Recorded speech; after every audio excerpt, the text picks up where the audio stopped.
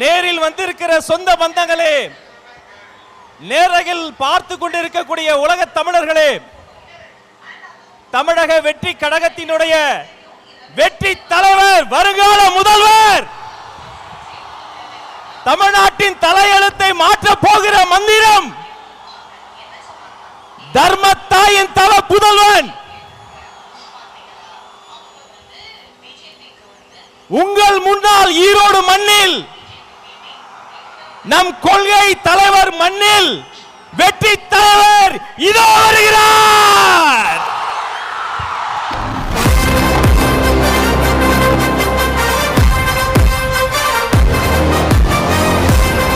Hello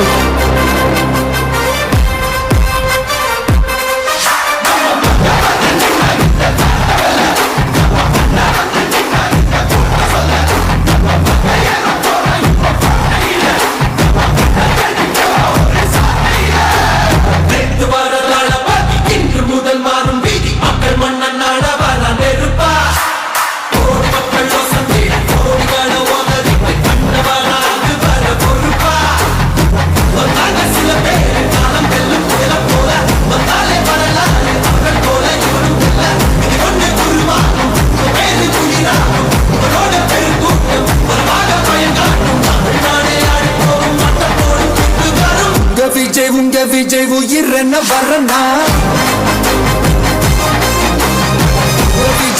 Vijay எளியவன் குரல்னா,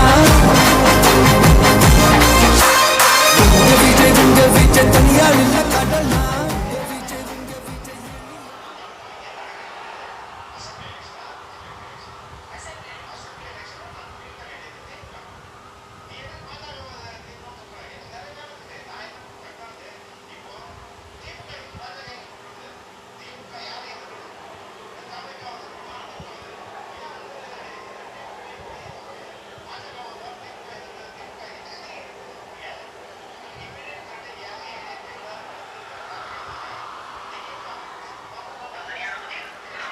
மஞ்சள்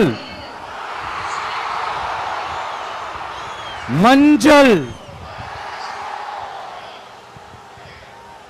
பொதுவா நல்ல காரியங்கள் ஸ்டார்ட் பண்றதுக்கு முன்னாடி இந்த மஞ்சள் எடுத்து வச்சு தான் ஸ்டார்ட் பண்ணுவாங்க.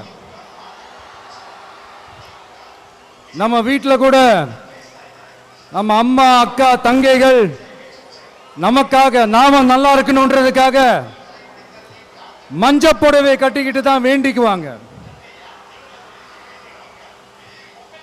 அப்படி அந்த மஞ்சள்னாலே ஒரு தனி வைப்பு தாங்க.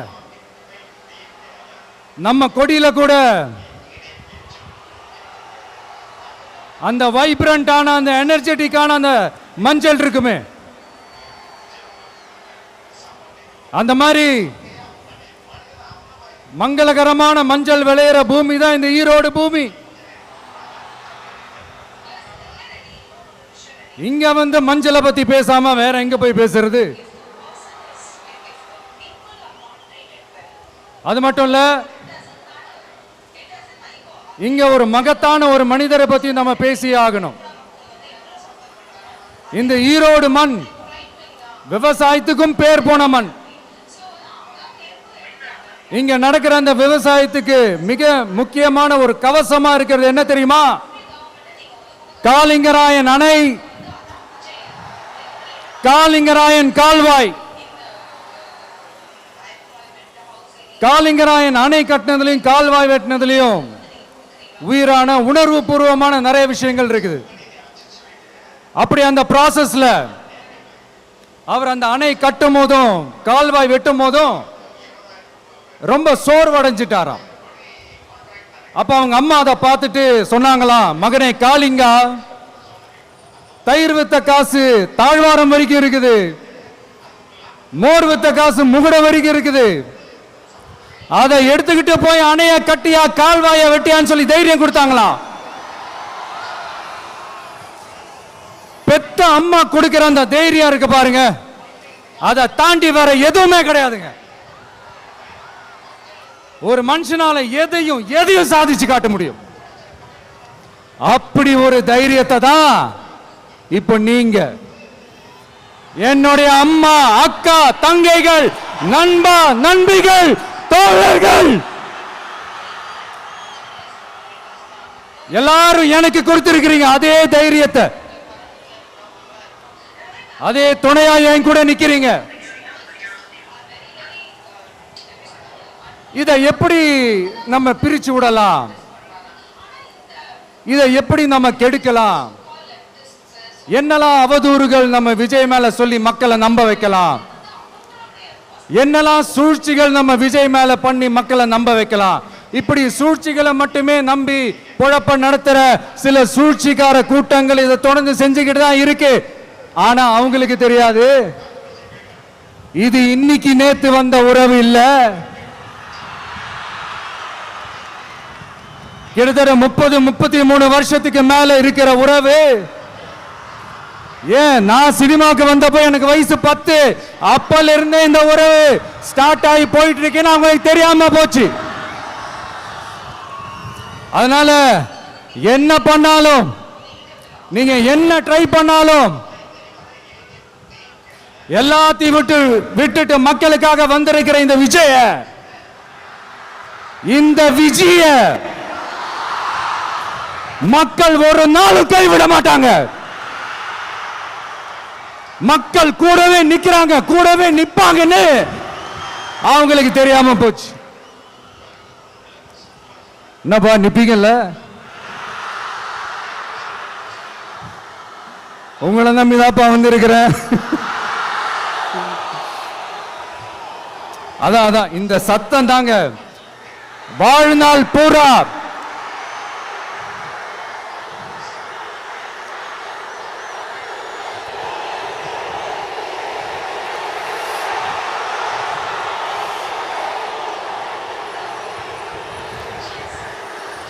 வாழ்நாள் பூரா உங்களுக்கு நன்றியோடவே இருப்பேன். இப்போ நம்ம காளிங்கராயன் அவர்கள் அணையை கட்டுறதுக்காக பவானிக்கு போய் பார்க்கும்போது ஒரு இடத்துல ஒரு பாம்பு வந்து உட்கார்ந்துச்சான், படுத்துச்சான். அது படுத்த இடத்துல தான் அவர் அணையை கட்ட ஸ்டார்ட் பண்ணாராம். அப்புறம் அந்த பாம்பு வளைஞ்சி நெளிஞ்சி போற இடத்துலலாம் கால்வாயை வெட்டினார்னு சொல்லி சில வாய்மொழி கதைகள்லாம் சொன்னாங்க. தண்ணியை சேமிச்சு வச்சு குடிக்கிறதுக்கும் விவசாயத்துக்கும். தம்பி கீழே இறங்கு, தம்பி கீழே இறங்குப்பா, ப்ளீஸ் கீழே இறங்குப்பா.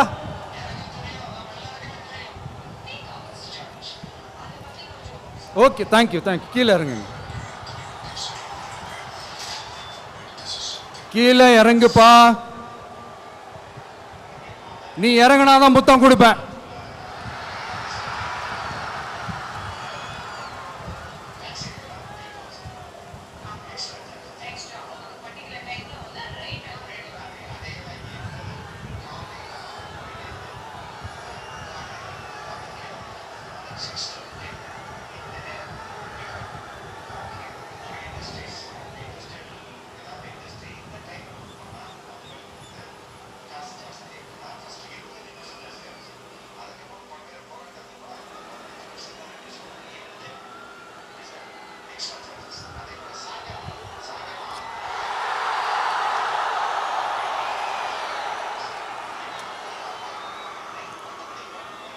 இப்படி தண்ணியை சேமிச்சு வச்சு குடிக்கிறதுக்கும் விவசாயத்துக்கும் வழி வகுக்கிறது எவ்வளவு பெரிய ஒரு நல்ல விஷயம்.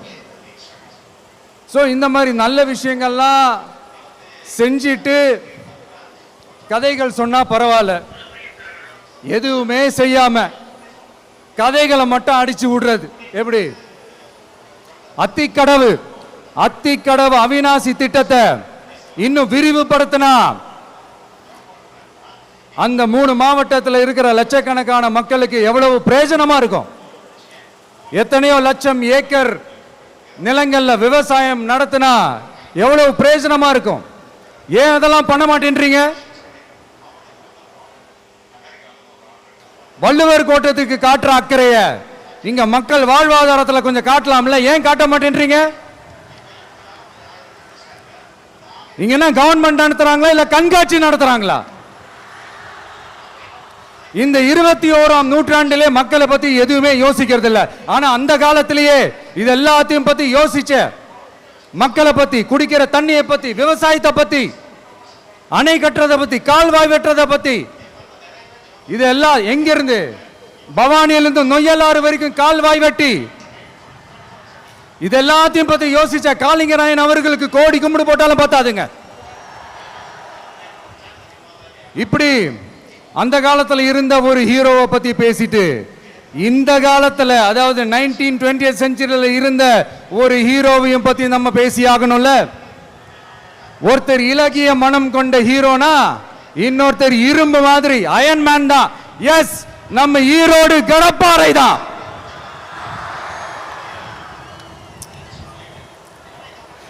ஒட்டுமொத்த தமிழ்நாட்டையே திருப்பி போட்ட சீர்திருத்த நெம்புகோல் ஈரோடு மாவட்டத்தில் பிறந்த அவர்தான். இந்தியாவுக்கே இடஒதுக்கீடு சம்பந்தமான அரசியல் சட்டத்தை திருத்தறதுக்காக போராட்டம் நடத்தினவர் யாரு? நம்ம தந்தை பெரியாரு. 100 வருஷத்துக்கு முன்னாடியே வகுப்பு வாரி பிரதிநிதித்துவம் வேணும்னு கேட்டவர். அன்னைக்கும் சரி இன்னைக்கும் சரி ஒரு ஆச்சரியத்தோட பார்க்கக்கூடிய ஒரு மனிதர், நம்மளுடைய கொள்கை தலைவர். அப்ப அண்ணாவும் எம்ஜிஆரும் யாரு? பெரியார் அவர்கள் கிட்ட இருந்து எங்களுக்கு தேவையான கொள்கைகளை எடுத்துக்கிட்டோம். அவரை ஃபாலோ பண்ற, அவரை வழிகாட்டி ஏத்துக்கிட்ட அண்ணா அவர்கள் கிட்ட இருந்தோம், எம்ஜிஆர் அவர்கள் கிட்ட இருந்தோம் தேர்தல் அணுகுமுறையை எடுத்துக்கிட்டோம். அண்ணாவும் எம்ஜிஆரும் தமிழ்நாட்டோட சொத்து. அவங்கள பயன்படுத்துறதை பத்தி யாரும் இங்க கம்ப்ளைண்ட்லாம் பண்ண முடியாது. அண்ணா எங்களோடது, எம்ஜிஆர் என்னோடது, எங்களோடது, நீங்களா எடுத்துக்க கூடாது அப்படிலாம் யாரும் இங்க அழுதுட்டு இருக்க முடியாது, சொல்லிவிட்டேன். அதனால நாங்க ஒரு வழியில அரசியல் செஞ்சுக்கிட்டு போயிட்டு இருக்கிறோம். உங்களுக்கு தான் டிவிக்கு ஒரு பொருட்டே இல்லைல்ல, அப்புறம் ஏன் கதறீங்க? அப்புறம் ஆளாளுக்கு அங்க போயிட்டு இங்க போயிட்டு புலம்பி தள்ளிக்கிட்டு இருக்கிறீங்க. இது எப்படி இருக்கு தெரியுமா? எனக்கு பயம் இல்ல, எனக்கு பயம் இல்ல அப்படின்னு சத்தமா சவுண்ட் விட்டுக்கிட்டே சத்தமா பாட்டு பாடிக்கிட்டு இந்த நடுங்கிக்கிட்டே சின்ன பசங்க நடந்து போவாங்க, அந்த மாதிரி இருக்கு. முதல்ல மண்டையில இருக்கிற கொண்டே மறைங்க சார்.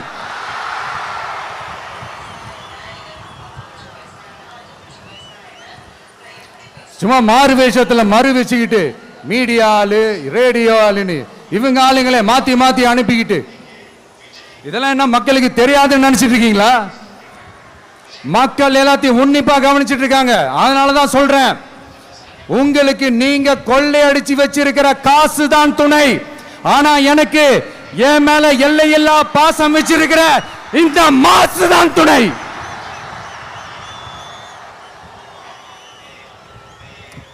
இப்படி நமக்கு துணையா இருக்கிற ஈரோடு மக்களுக்காக நான் இப்போ குரல் கொடுக்கலாம் வந்திருக்கிறேன்.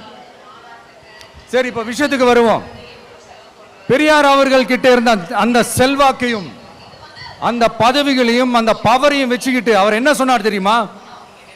இவ்வளவு செல்வாக்கு, இவ்வளவு பதவிகள், இவ்வளவு பவர் இருந்தோம் நான் ஒரு 5 பைசா காசு சம்பாதிச்சிருப்பேனா? எனக்கோ இல்லை என் குடும்பத்துக்கோ பட்டங்கள் வேணும், பதவி வேணும்னு ஏதாவது கேட்டிருப்பேனா?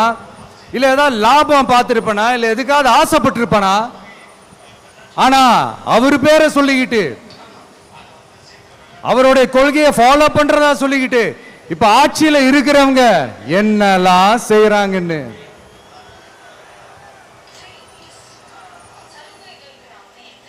அதனாலதான் சொல்றோம், பெரியார் பேரை சொல்லிக்கிட்டு தயவு செஞ்சு கொள்ளையடிக்காதீங்கயா, தயவு செஞ்சு கொள்ளையடிக்காதீங்க. அவரு பேரை சொல்லிக்கிட்டு பெரியார் பேரை சொல்லி கொள்ளையடிக்கிற இவங்க தான் நம்மளுடைய அரசியல் எதிரி.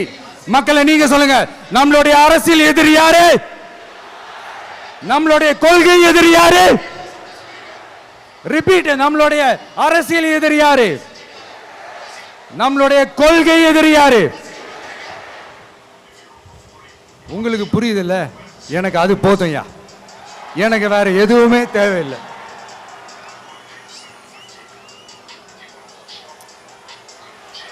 அதனாலதான்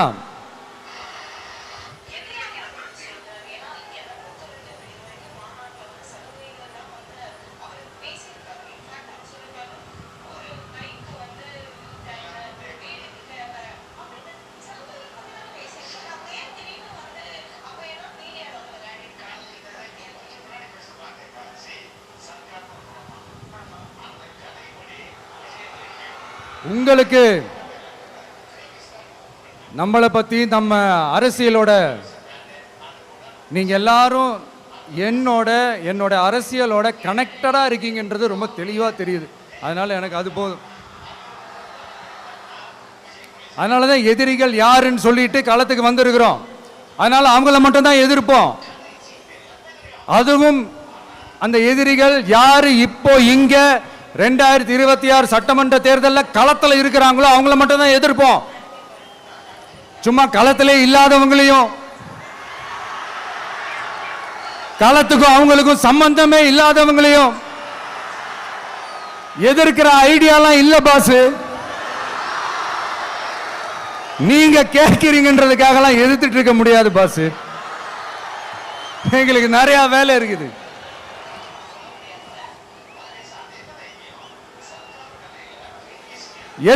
எத்தனை பொய்யான வாக்குறுதிகள். வந்த உடனே நீட்டை ரத்து செய்வோம், கல்வி கடனை ரத்து செய்வோம், கேஸ் சிலிண்டருக்கு மானியமா 100 ரூபாய் தருவோம், என்னெல்லாம் அடிச்சு விட்டுட்டு இன்னி வரைக்கும் கேட்கிறேன், இதெல்லாம் சொன்னாங்களே செஞ்சாங்களா? இவங்க எப்பவுமே இப்படிதான், சொல்றது ஒண்ணு செய்யறது ஒண்ணு. திமுகவும் பிரச்சனைகளும் ஃபெவிகால் போட்டு ஓட்டின ஃப்ரெண்ட்ஸ் மாதிரி ஒன்னில இருந்து ஒன்ன பிரிக்கவே முடியாது. இது இப்போ ஈரோடு பகுதியில் இருக்கிற பிரச்சனையை பத்தி பேசுவோம். பெரியார் பேரை மட்டும் சொல்லிக்கிட்டு எப்படி அவரோட கொள்கைகளுக்கு எதிராக செயல்படுறாங்களோ அப்படிதான் இந்த மஞ்சள் நகரத்தோட மஞ்சளுக்கும் ஒண்ணும் பண்ணல, மஞ்சள் விவசாயிகளுக்கும் ஒண்ணும் பண்ணல. ஆராய்ச்சி மையம், சிறப்பு மையம்னு கோடியா டெண்டர் விட்டாங்க, பேருக்கு கட்டிடத்தை கட்டினாங்க. ஆனா உலகமே போட்டி போட்டு வாங்குற மஞ்சளை மதிப்பு கூட்டி விற்பனை செய்ய, அதாவது அதோட வேல்யூ இன்க்ரீஸ் பண்ணி நம்ம விவசாயிகளுக்கும் இந்த மாவட்ட மக்களுக்கும் நன்மை செய்ய இதுவரைக்கும் என்ன செஞ்சிருக்காங்கன்னு யோசிச்சு பார்த்தா ஒரு பெரிய ஜீரோ தான். கரும்பு நெல்லுக்கு அரசாங்கம் விலை பிக்ஸ் பண்றாங்க, அதையும் ஒழுங்கா பண்றதில்ல. ஒவ்வொரு முறையும் பிரச்சனை. அங்க நெல் கொள்முதல் செய்யறதுல ஊழல். சரி, நாம கஷ்டப்பட்டு விளைய வச்சது வீணா போக கூடாதுன்னு நினைச்சு நம்ம விவசாயிகள் கேட்கிற லஞ்சத்தை கொடுத்தாலும் அதுக்கப்புறம் கூட அந்த கொள்முதல் ஒழுங்கா நடக்கிறது இல்லை.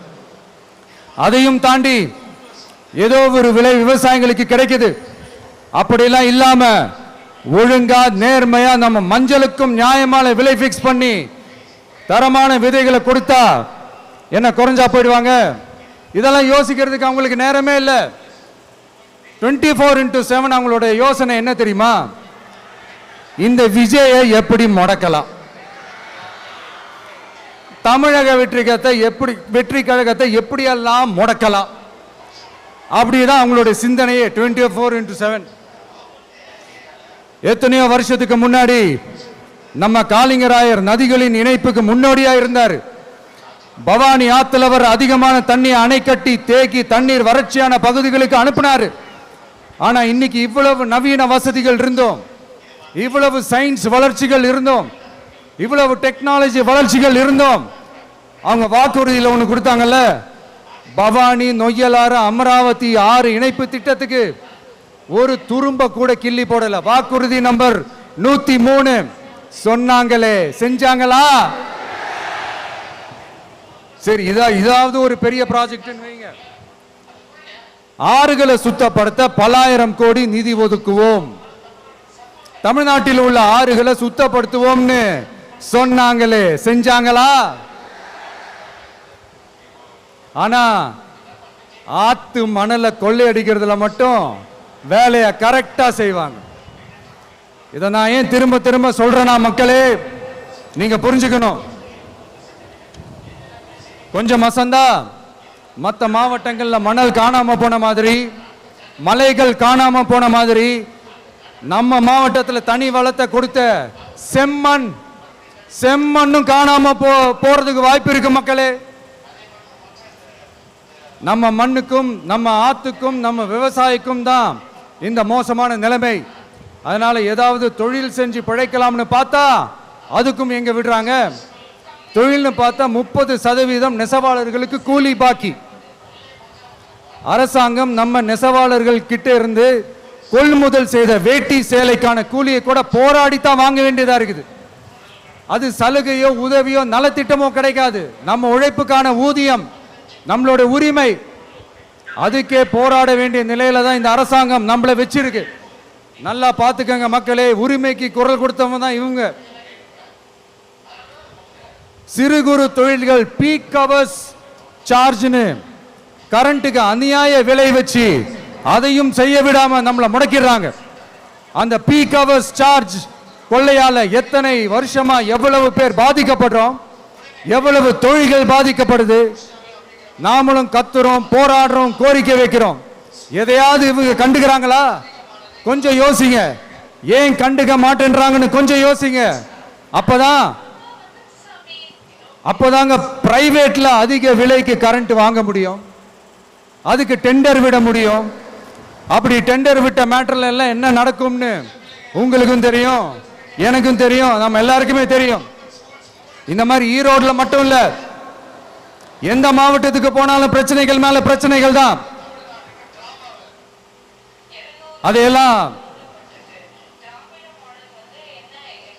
அதையெல்லாம் தீக்கிறதுக்கு ஒரு சொல்யூஷன் கூட சொல்லாம இதுல வேற பெருமையா மாடல் அரசு மாடல் அரசுங்கிறது. இல்ல நான் கேட்கிறேன், கூச்சமா இல்ல?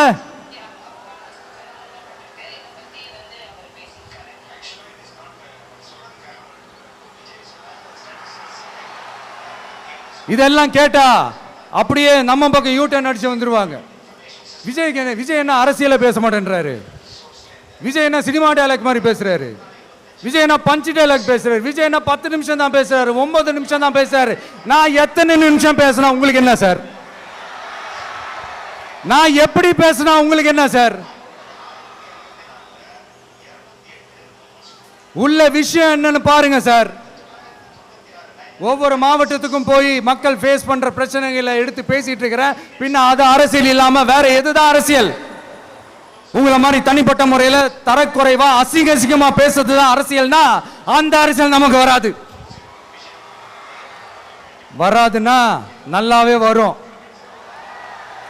உங்களை விட எனக்கு அது நல்லாவே வரும். வேணான்னு விட்டு வச்சிருக்கிறோம். அப்புறம் உங்களுக்கு நமக்கு என்ன வித்தியாசம்? காஞ்சிபுரத்தில் நாம பேசும்போது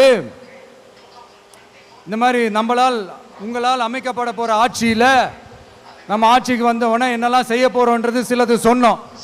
அதையெல்லாம் தப்பா புரிஞ்சுக்கிட்டு இப்போ சொல்றேன், விளக்கமா சொல்றேன், நான் சலுகைகளுக்கு எதிரானவன் கிடையாது. மக்களுக்கான சலுகைகளை இலவசம்னு சொல்லி அசிங்கப்படுத்துறதுல எனக்கு உடன்பாடு கிடையாது. மக்கள் காசுல மக்களுக்கு செய்யறதை எப்படி இலவசம்னு சொல்லுவீங்க? அப்படியே செஞ்சிட்டாலும் ஓசில போறேன்னு சொல்லி அசிங்கப்படுத்துறீங்க. என்ன கேட்கறதுக்கு ஆள் இல்லைன்னு நினைச்சீங்களா? மக்களுக்கு ஒண்ணுன்னா இந்த விஜய் வந்து நிப்பா, இந்த விஜய் வந்து கேள்வி கேட்பா. இந்த விஜய் எப்பவுமே மக்கள் பக்கம் தான், அதே மாதிரி மக்களும் என் பக்கம் தான். என் மக்கள் மானத்தோட மரியாதையோட கௌரவத்தோட வாழணும். என் மக்கள் யாருக்கும் கீழே கிடையாது. அப்படி அவங்க கௌரவத்தோட வாழணும்னா அவங்களுக்கான வாழ்க்கை தரம் உயரணும். வாழ்க்கை தரம் உயரணும்னா அவங்களோட வாழ்வாதாரம் உயரணும். வாழ்வாதாரம் உயர்ந்தாதான் பொருளாதாரம் உயரும். பொருளாதாரம் உயர்ந்தாதான் வசதி வாய்ப்புகள் உயரும். இதெல்லாம் உயர்ந்தாலே ஆட்டோமேட்டிக்கா அவங்களோட வாழ்க்கை தரம், அவங்களுக்கான மரியாதை, அவங்களுக்கான கௌரவம் எல்லாமே உயரும். இதுக்கான வழிகள், அந்த சூழல்களை அந்த கவர்மெண்ட் அமைச்சு கொடுக்கணும். இதுக்கான அந்த திட்டங்களை செயல்படுத்தணும். இதெல்லாம் செஞ்சாதான் இந்த அரசாங்கம் ஒரு நல்ல அரசாங்கம். இதைத்தான் சொன்னோம்.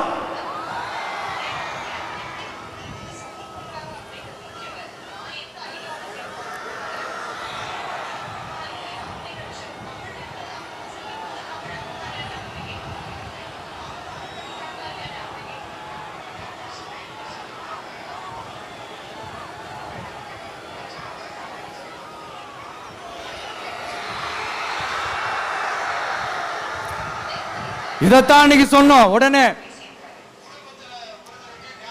சொன்னா மட்டும் போதுமா? எப்படி செயல்படுத்துவீங்க?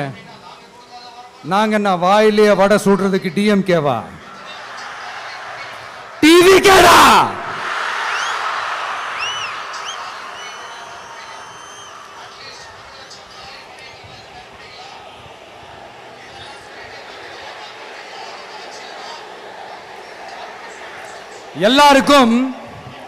எல்லாருக்கும் நிரந்தரமான ஒரு வீடு இருக்கணும்னு சொன்னோம்.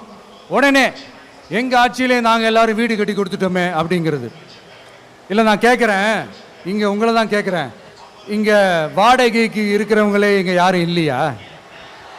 எல்லாருக்கும் சொந்தமா வீடு கட்டி கொடுத்துட்டாங்களா? அடுத்து வீட்டில் இருக்கிற ஒவ்வொருத்தரும் மினிமம் டிகிரி படிச்சிருக்கணும் அப்படின்னு சொன்னோம். உடனே எங்க ஆட்சியிலே எல்லாரும் டிகிரி படிச்சு முடிச்சிட்டாங்களே அப்படிங்கிற மாதிரி சொல்றது அது உண்மைனா? ஸ்கூல் லெவல்லையே டிராப் அவுட்ஸ் அதிகமானது யாரோட ஆட்சியிலங்க?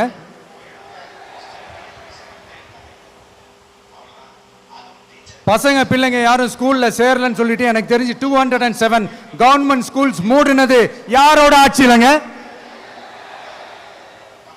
இதுல கல்வியில் சிறந்த தமிழ்நாடுன்னு டிராமா வேற. அடுத்து குடும்பத்தில் ஒருத்தருக்கு நிரந்தரமான வருமானம் வரணும், வேலை வாய்ப்பு கிடைக்கணும் அப்படின்னா நாங்க கொடுக்காத வருமானமா, நாங்க கொடுக்காத வேலையா அப்படிங்கிறது. எத்தனையோ லட்சம் காலி பணியிடங்கள் நிரப்புவோம்னு வாக்குறுதி கொடுத்துட்டு ஆட்சிக்கு வந்தீங்களே, எத்தனை லட்சம் காலி பணியிடங்களை நிரப்புனீங்க? அட்லீஸ்ட் 1 லட்சம் காலி பணியிடங்களாவது நிரப்புனீங்களா? இதெல்லாம் சொல்லிட்டு மக்களை ஏமாத்துறது யாரோட ஆட்சியிலங்க? அடுத்து ரொம்ப முக்கியமா, பெண்களுக்கு பாதுகாப்பு இல்ல, சட்டம் ஒழுங்கு சரியா இல்லைன்னு சொன்னா தமிழ்நாட்டில் பெண்கள் பாதுகாப்பு தான் அதிகமா இருக்குதான். நீங்க சொல்லுங்க மக்களே, பெண்கள் பாதுகாப்பு இருக்கு? சட்டம் ஒழுங்கு சரியா இருக்கு? அவங்க சொல்றது உண்மையா? அவங்க சொல்றதை நீங்க ஏத்துக்கிறீங்களா? சட்டமா கேக்குதா சார்? இதுதான் ரியாலிட்டி, இதுதான் நிஜம்.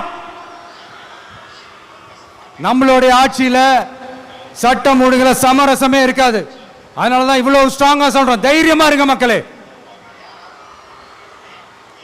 இந்த மாதிரி விஷயங்கள்லாம் நம்ம மக்கள் கிட்ட எடுத்து சொன்னா உடனே இந்த இது எடுத்துட்டு வந்துருவாங்க.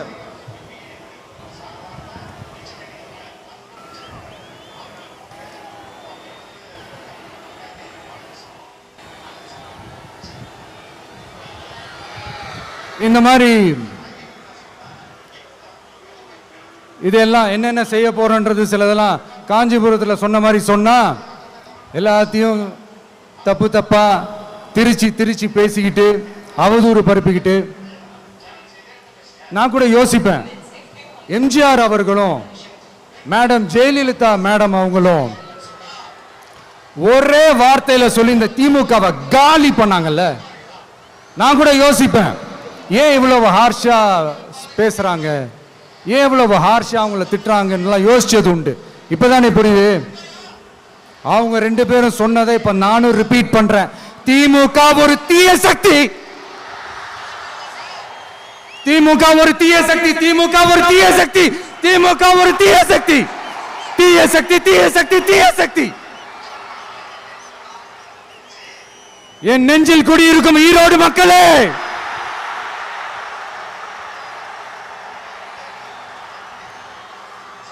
டிவிகே ஒரு தூய சக்தி. எப்படி? டிவிகே ஒரு தூய சக்தி. தூய சக்தி டிவிகேவுக்கும் தீய சக்தி டிஎம்கேவுக்கும் தான் போட்டியே.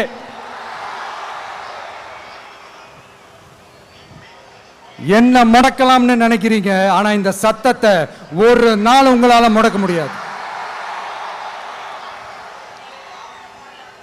மக்கள் விரோத திமுக அரசை வீழ்த்த மக்கள் சக்தியான நம்மளால மட்டும்தான் முடியும்.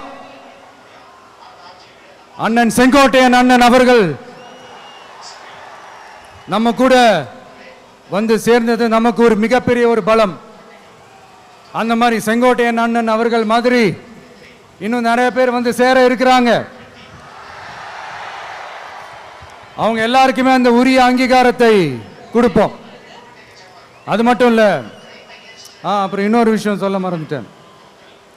இப்போ ரீசண்டாக ஒரு இடத்துல நம்ம சிஎம் சார் அவர்கள் பேசும்போது சொன்னாங்க, என் கேரக்டரையே புரிஞ்சுக்க மாட்டேங்கிறேன். இது சினிமா டயலாக் இல்லையா? நான் ஏதாவது பேசினா சினிமா டயலாகா? சார் பேசினா அது சினிமா டயலாக் இல்லையா? சிலப்பதிகாரத்திலிருந்து எடுத்ததா அந்த லைனு, என் கேரக்டரையே புரிஞ்சிக்க மாட்டேன்றது. உங்களை எப்படி தான் சார் புரிஞ்சுக்கிறது? எந்தெந்த விஷயத்துலலாம் சார் உங்கள் கேரக்டர் நாங்கள் புரிஞ்சுக்கிறது? அதையும் நீங்களே சொல்லிட்டீங்கன்னா கொஞ்சம் நல்லா இருக்கும் சார். சட்டம் ஒழுங்குல நாடே சந்தி சிரிக்குது அதுலையா? பெண்கள் பாதுகாப்புல நாடே சந்தி சிரிக்குது அதுலையா? பொய் வாக்குறுதிகளா கொடுத்து ஏமாத்தி ஆட்சிக்கு வந்தீங்களே அதுலையா? எதில் தான் சார் உங்க கேரக்டர் நாங்க புரிஞ்சுக்கிறது?